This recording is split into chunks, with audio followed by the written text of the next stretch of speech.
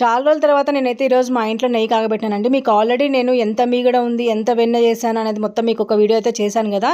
దీనికి సంబంధించిన long video కూడా వస్తుందండి. అయితే ఈరోజు నాకైతే అదే వెన్న మొత్తం కరగబెట్టి నేనైతే నెయ్యి చేశాను. ఇలా నెయ్యి అంతా అయ్యేటప్పుడు లాస్ట్లో నేనైతే తమలపాకు వేస్తానండి. తమలపాకుతో పాటు 2 యాలక్ బుడ్డలు కూడా వేస్తానమాట. ఎందుకంటే స్మెల్ కోసం చాలా అంటే చాలా టేస్టీగా ఉంటుంది.